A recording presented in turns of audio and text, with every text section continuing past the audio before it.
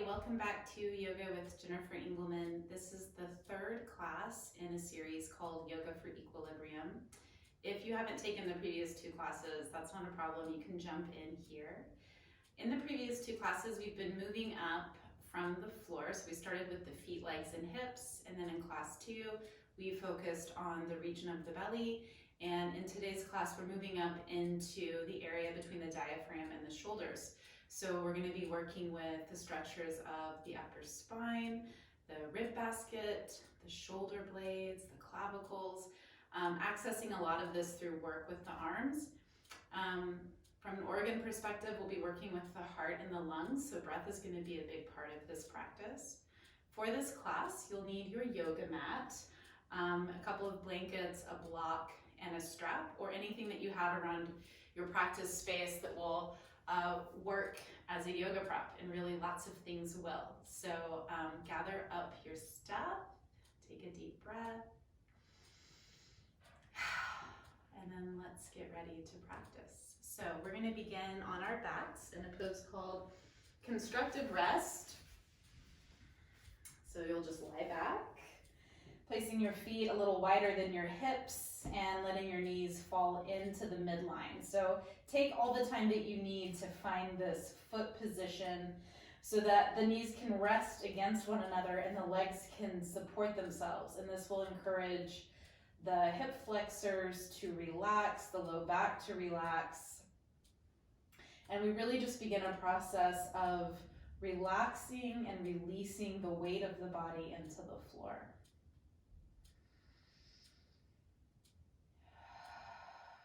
So just take a few conscious breaths. This could be in through the nose and out through the mouth, like a cleansing breath.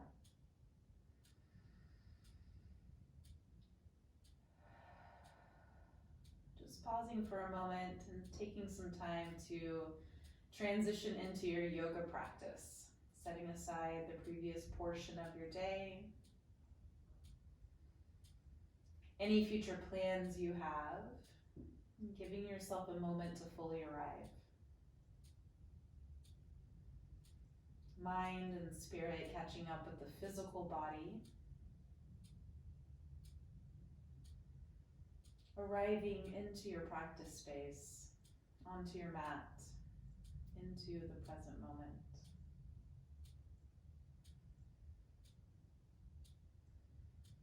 And to help usher in this presence of mind, just bring your awareness into your body,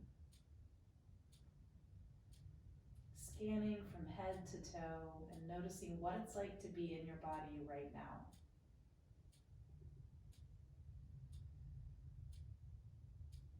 Taking note of any areas of tension or ease.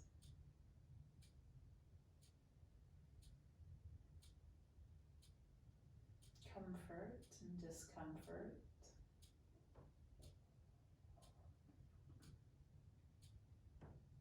And just over the course of a few breaths, really utilizing the exhalation to let go of unnecessary tension. Letting the weight of the body settle into the support of the floor.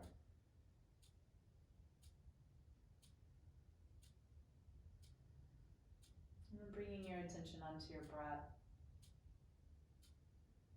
Right to the tip of the nose where you feel the coolness of the inhalation and the warmth of the exhalation.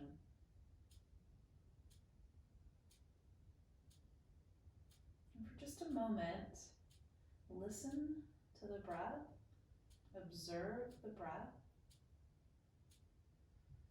Notice its texture in the throat, how it feels moving in the body, where the body moves in response to the breath, maybe also where it doesn't.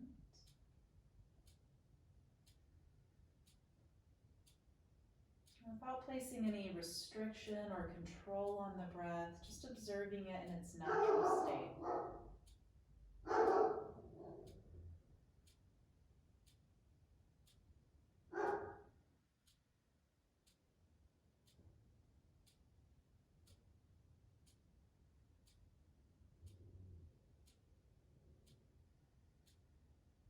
And then taking this awareness of the breath, and we're moving into something called spinal waves or spinal undulation. So we're going to take the feet and the knees to the width of the hips. And we'll just extend the arms out so they can stay in Shavasana style. They can go straight out to the sides. They could move into this goalpost position, whatever is most comfortable and really allows you to release the arms into a comfortable position. On the inhalation, you're tilting forward, and on the exhalation, you're tilting back. Rocking the pelvis forward. Pubic bone is moving towards the toes, lumbar spine is extending. And on the exhalation, pubic bone is rocking back towards the face and lumbar spine is flexing. And so I begin almost all of my classes this way. So you may be very familiar with this movement. And if you're not, then I will give a few cues. But we start with this pelvic rocking, really get that down, focusing on articulating every millimeter of surface along the back of the pelvis, so along the length of the sacrum.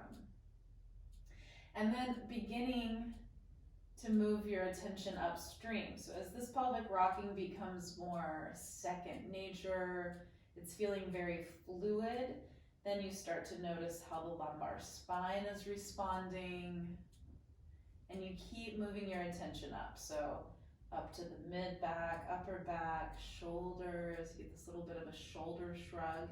Inhaling, the neck lengthens and the chin nods down, and as you exhale, the neck curves and the chin rocks back. And there can even be this little bit of invitation to release the jaw on that exhalation.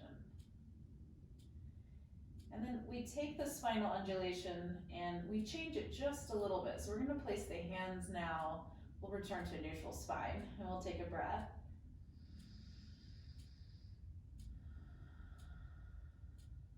And then now we're going to place the hands beneath the head. So interlacing the hands under the head, kind of like maybe like a gym style, PE style crunch, but not too much like that. And now on the exhalation, you flex up, lifting the shoulder blades, rounding the spine, bringing the elbows together. And on the inhalation, you reset. So the pelvis rocks forward, the lumbar spine extends. Here's where it's a little different. The chin's moving up towards the ceiling and you're pressing the elbows down. And then exhale, you flex. Posterior tilt, flexion through the spine, shoulder blades lift. Inhale, you reset. Tilt pelvis forward, press elbows down, chin towards ceiling. And just move in and out of this with the breath. And so instead of thinking of this as like an abdominal exercise, think about how you're coordinating breath and movement. So on the inhalation, we have this nice open resetting position. And then on the exhalation, we're working with the out breath and flexing the trunk. We're also mobilizing multiple parts of the trunk. So the hips, the pelvis, the spine, rib cage, neck, shoulders. All of that is getting some compression on the exhalation. This nice extension and reset on the inhalation. And then we'll pause. And just let everything go and take a breath.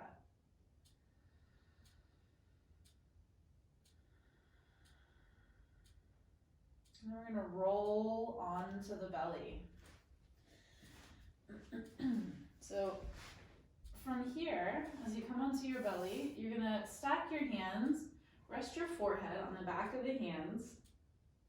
Your forearms are running parallel to the short edge of your mat. Legs are extending straight back, toes are pointed, tops of the feet are on the floor. And you're going to press the pubic bone down into the floor. So you are extending through the front of the hip. You feel some stabilization through the hips.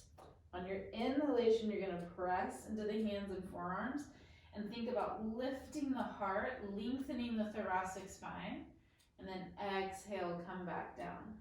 Neck is going to stay fairly neutral. Inhale, press into the hands and the forearms.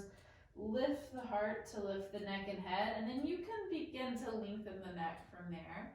And then exhale, come back down. We'll do that one more time. Inhale, pressing up. Exhale, coming down. Rest, take a breath, breathe into the back body.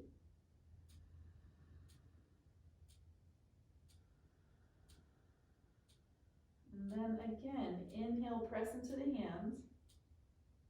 Lift the heart to lift the neck and head, and you can begin to look forward, bringing the head more upright. We're going to turn the hands forward and work the forearms back and into alignment with the shoulders, elbows beneath the shoulders or thereabout. We come into more of a cobra pose, continuing to press down through the pubic bone, reach out through the toes, press down through the tops of the feet, and draw the navel forward, draw the breastbone forward. Take a breath.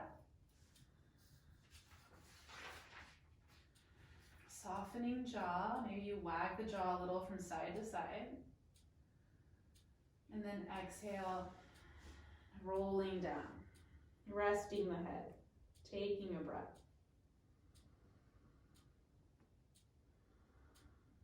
Now you can keep the head resting here on the back of the hands, or in this case, one hand, because with the opposite hand, and I'm going to start on my left side so that you can see, we're going to bend the left knee, press the pubic bone down, squeeze the calf to the hamstring. Ooh, you might get a little cramp like I am. And take hold of the foot if it's there for you. If you need to bring the chest up to get hold of the foot, that's fine too. And just gently, with loving kindness, guide the heel towards the hip. It does not have to touch. Maybe you can keep your head resting on the floor. Pressing pubic bone to floor. Squeezing calf to hamstring. Hand providing a little assistance and guiding heel to hip. Take one more breath.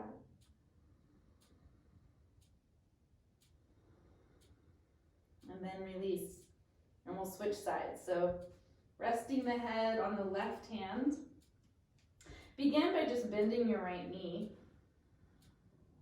Press your pubic bone down to the floor. Start to squeeze the calf towards the hamstring. Then you can reach back with the hand. Now, if your hand didn't reach your foot, this is where maybe you could use the strap around the foot, or you just continue to squeeze. You don't have to make that connection. And we'll take a couple of breaths here. Front of the hip long, pubic bone presses down. Muscles of the legs contributing to this flexion of the knee, so squeezing calf to hamstring. Hand providing support. And then on an exhalation, release. Stack the hands once again, rest the head, take a breath.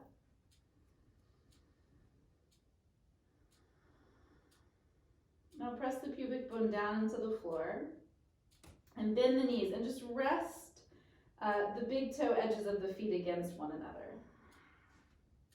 As you continue to press pelvis into floor, inhale, press into the hands and forearms and lift the heart. So you have the babiest Dhanurasana, bow pose.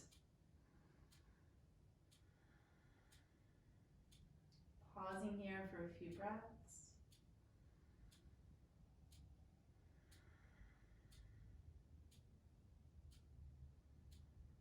And then exhale, rolling down. Let everything go. Take one breath.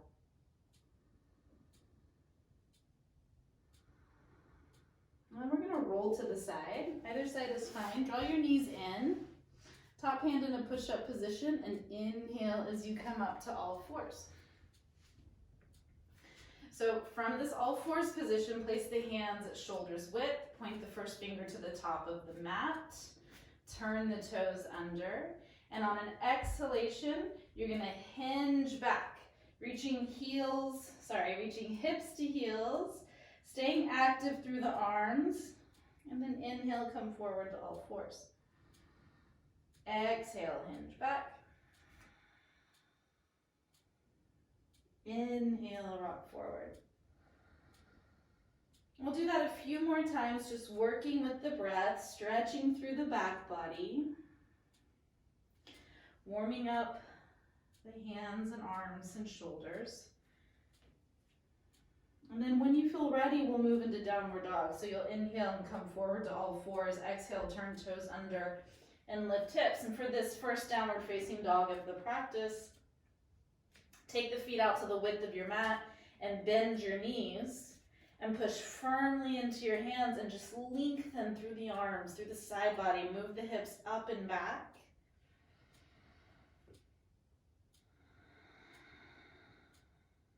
Relaxing the neck, letting the head hang.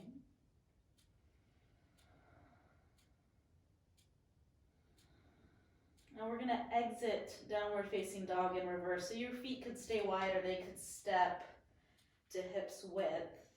And just walk the hands back to the toes using an exhalation, folding into standing forward fold. And then inhale as you stand all the way up, sweep the arms overhead.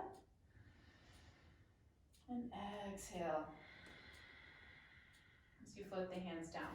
So for this next pose, you could use the wall, or you could have a block up against the wall. And also you could not do either of those things. You could just do this pose out in the middle of the room. That would be totally fine.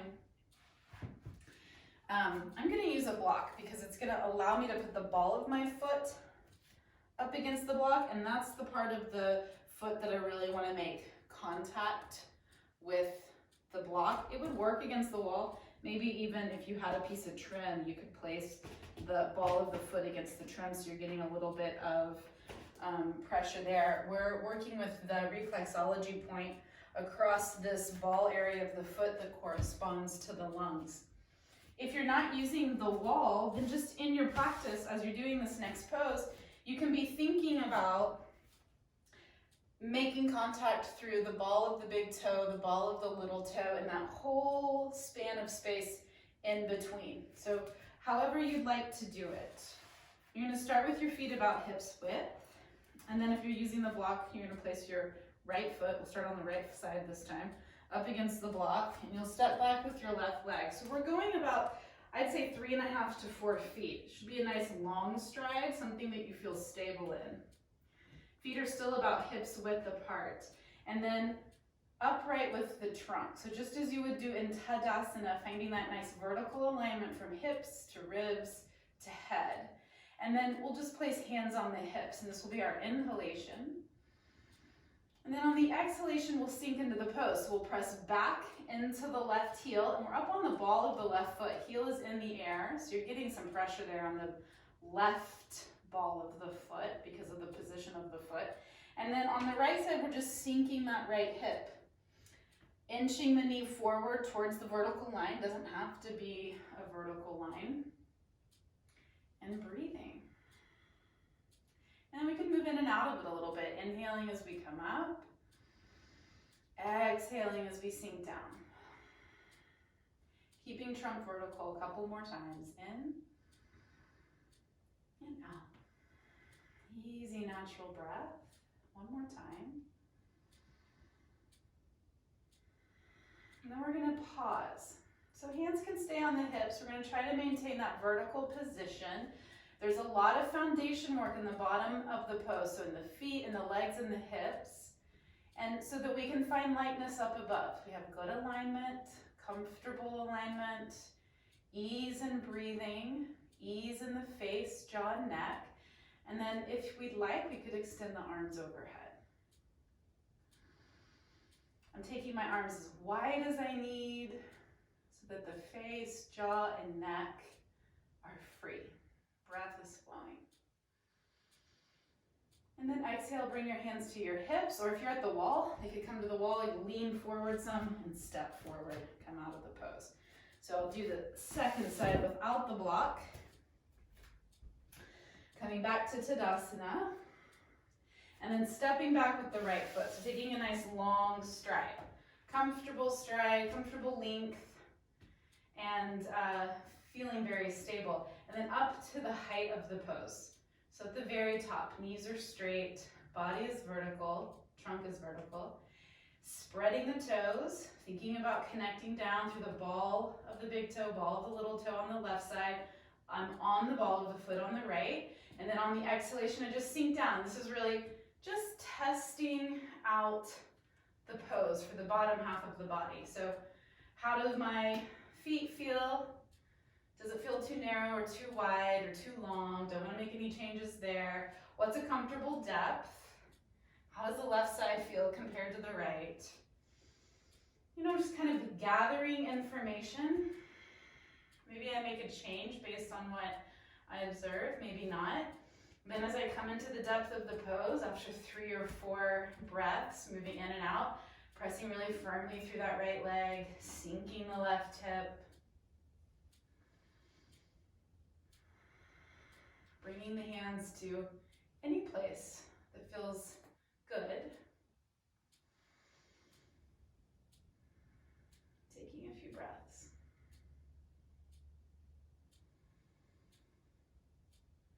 So as I reach up, if I'm taking my arms overhead, the fingers are active, the elbows are straight. The palms are facing in. And then when I'm ready to come out, exhale, bring the arms down and step forward on inhalation. And just take a breath here. So if you have a strap, you can use it here in Tadasana.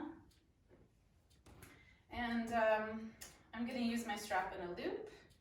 If you don't have a yoga strap to make a loop with, or if it's just not long enough, or if you're using a belt, then you can just hold the ends of the strap, one in each hand. And so I'm going to place the strap behind me so that I can put my heels over the strap.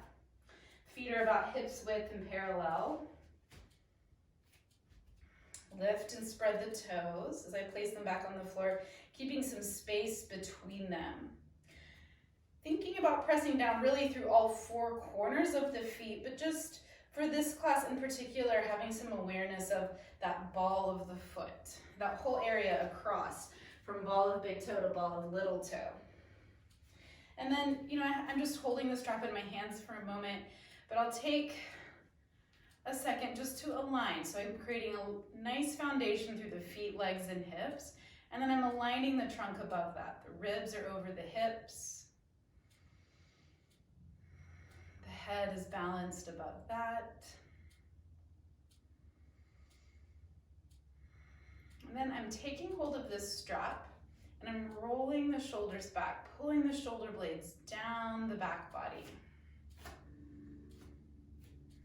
Bend the knees a little bit, work my hands a millimeter or 2 down the strap, spread the toes, and then on an inhalation, press into the feet and re-extend, not losing the alignment of the body, but really pulling those shoulder blades down, pausing for a breath. You can do the same thing on an exhalation, bend the knees. I may or may not work the hands any further down the strap, might be happy where they are. Pull those shoulder blades down the back, really opening up the chest, the space between chest and shoulder, and then on an inhalation, re-extending. Pausing for a couple of breaths.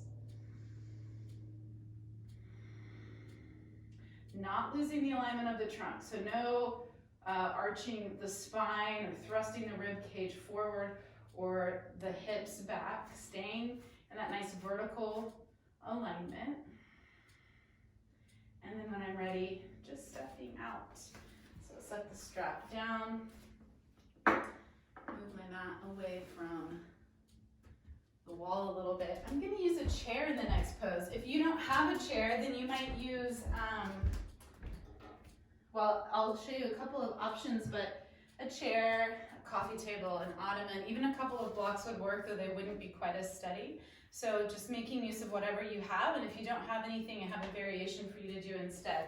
So we're coming down onto the knees, and I'll show you the variation with auto prop first. So just as in Tadasana, my knees, which are now my feet, are hips width apart. Lower legs and feet are going straight back. I can think about pressing the feet down into the floor, just as I did in my belly down back bend at the beginning of the class. and pushing the pubic bone forward. So we're finding the stabilization from below. This is why the first class was that grounding and foundation theme that we find through the legs, feet, and hips. So for anyone who's working without a prop, working without blocks or anything like that, your arms are going to be your prop. You're going to place your hands on your hips. You're just gently pressing the pubic bone forward. As you did in your Tadasana, you're retracting those shoulder blades. You can even think about pulling elbows towards one another behind you. So really opening up the front of the body. And then just, I like to think about kind of zipping the pose up. So as the pubic bone moves forward, you can continue that forward and upward energetic line through the front of the body. Now, whether or not you decide to bring the head into the pose is up to you. If you carry a lot of tension in your neck and jaw, then just look straight ahead. If everything is feeling really stable and good and you feel an invitation, you could begin to look up. And just over the course of a few breaths, inhaling, pressing forward, lifting up, squeezing elbows together. Maybe you're pausing. And then when you're ready to come out, you can look forward and you can let the hips travel back. Now, if you have a prop or props, if you have a couple of blocks, you could reach back for blocks. I'm going to demonstrate on this chair. You could hold onto the seat of the chair, the sides of the chair, the top of the chair, many options.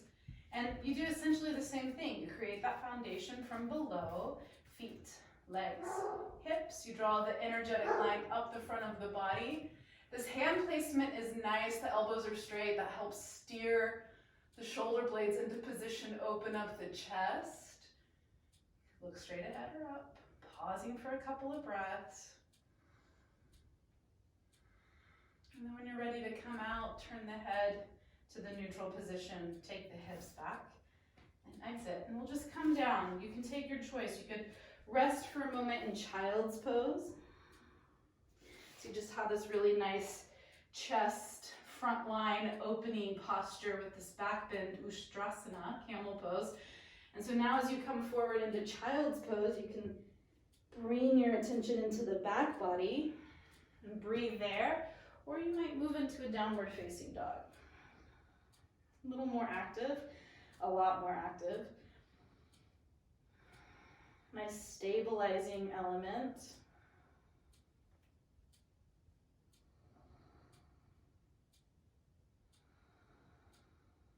And then exiting, just inhaling, coming back to all fours.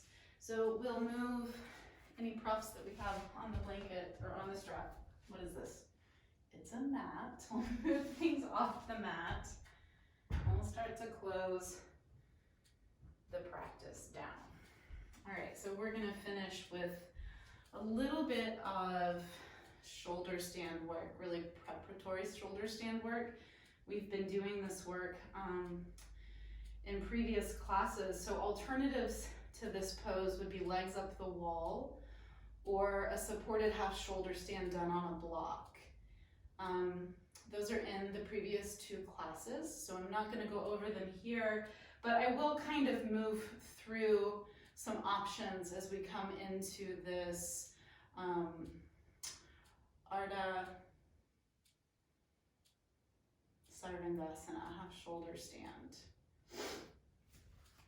All right, so I'm going to move my mat right up to the wall. And I'm going to stack a couple of blankets.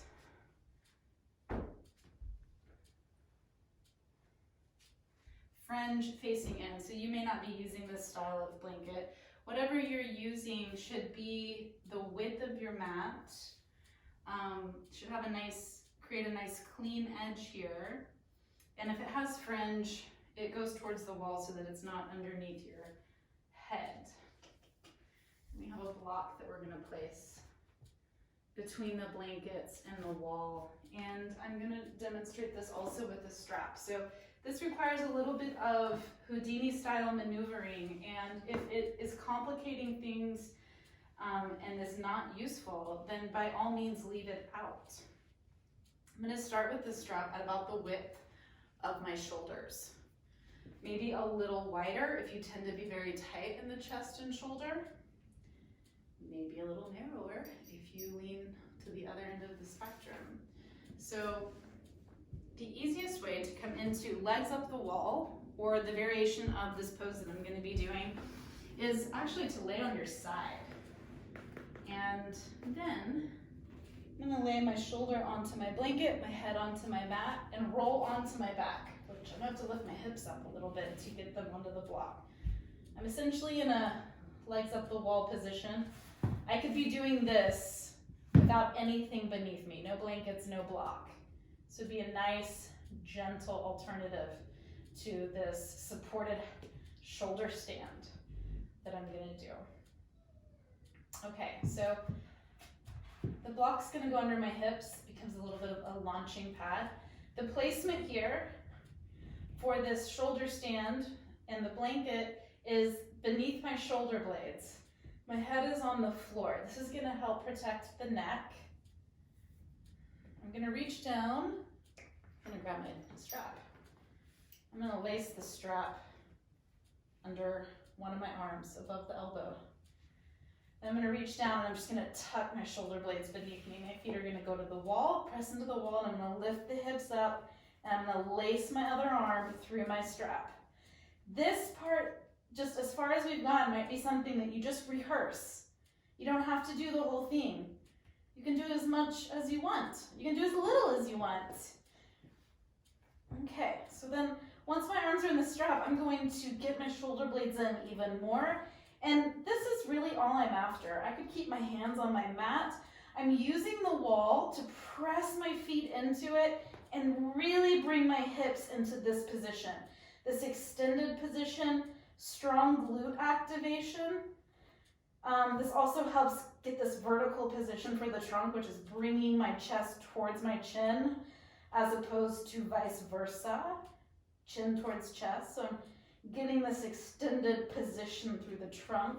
And then with my arms strapped, I could experiment with bringing my hands to my back body. So now I have this additional support.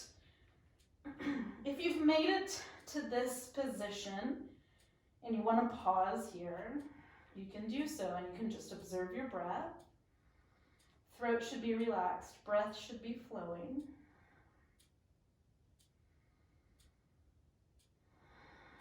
You might choose to extend one leg and perhaps the other. So if you're going to extend the second leg, do so without pushing yourself. You're really trying to create enough activation through the trunk that extending this leg does not require a great amount of force. So if you've made it into this full Sarvangasana shoulder stand position, you might stay for 5 breaths, or you might be building on that foundation, moving towards 10 or 15, that's up to you. When you're ready to exit, bring your feet to the wall. You have to get out of your strap. This is where rehearsal is important. So maybe you just worked on getting in and out of the strap. Feet come down. Hips come down. We rest.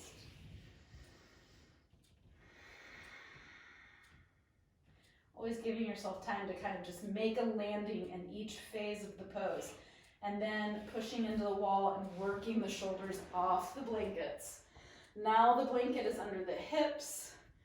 You're in a bit of this legs up the wall variation of the pose.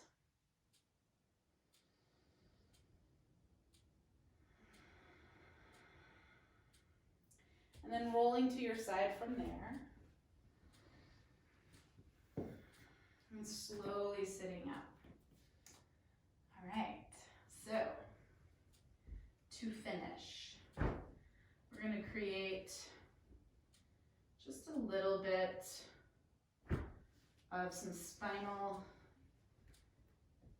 support and extension. I'm folding both of my blankets into this long triangle, and I'm placing one of them at the head of my mat, running parallel with my mat, and the other is going to go perpendicular across the top of that first blanket. This may require a little bit of adjustment when you lay back. If you're very near the wall, you may need to scoot your mat back. So then, a few options for the position of the legs that we'll get to in a moment, but you might start with them extended. You back right up to that blanket, so the end of the blanket's coming right up to the pelvis, and then you lower yourself over that long blanket, so it's running with the length of your spine. You may have to adjust the position of that top blanket,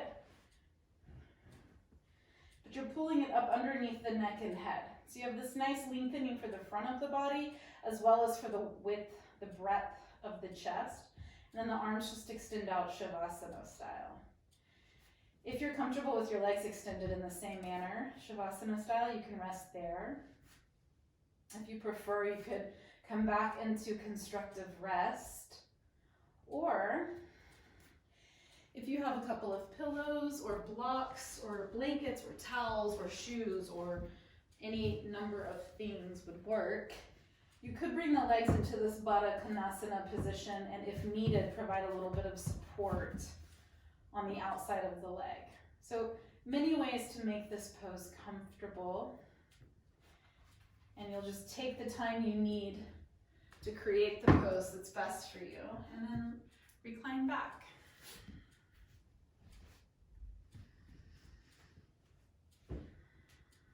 Take a few rounds of cleansing breath. In through the nose, out through the mouth.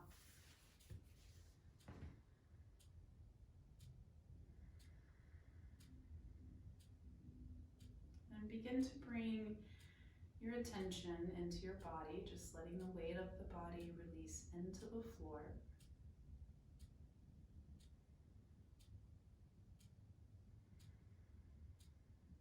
Going through that same head to toe scan, just noticing areas of tension, ease, comfort or discomfort. Letting go of any unnecessary tension. And then bringing attention onto breath.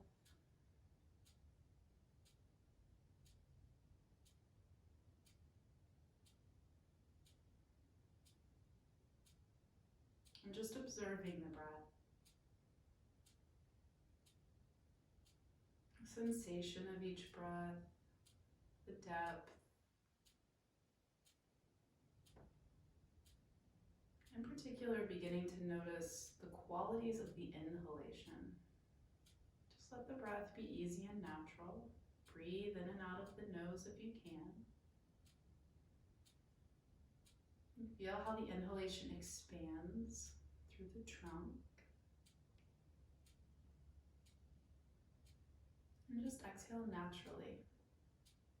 Just continuing to observe your inhalation. Notice the length, whether the lungs are filling equally.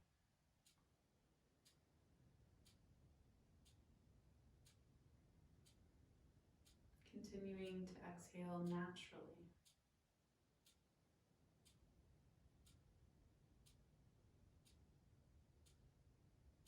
And then just for a few breaths, focus on filling the lungs evenly, equally.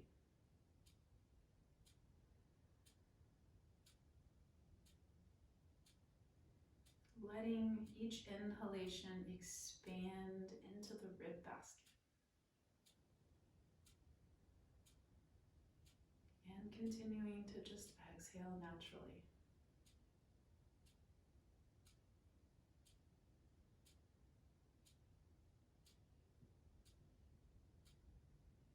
Imagining that you could touch the long edges of your mat with each side of the rib basket. Ribs expanding out. Easy, natural exhalation.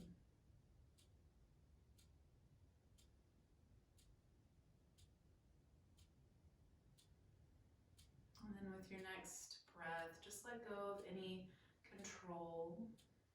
Let the breath return to an easy, natural state.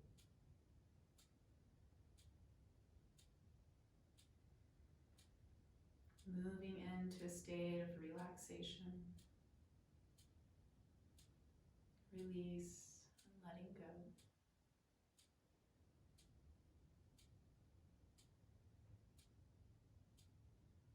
And resting here for as long as you like, or as long as you have the time.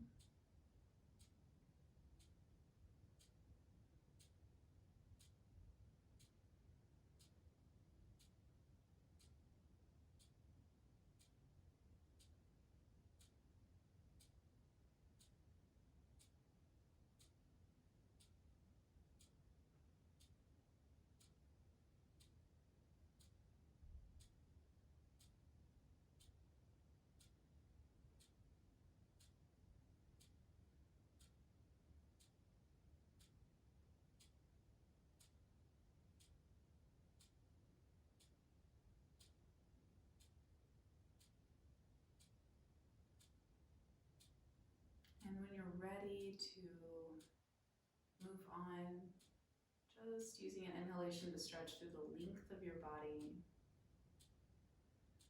An exhalation to roll to your side. And in your own time, inhaling to sit up. Closing your practice by turning your palms to the ceiling and taking a breath. And then as you exhale, bringing the hands together at the heart, making a small bow. Thank you for joining me for practice. I'll look forward to practicing with you again.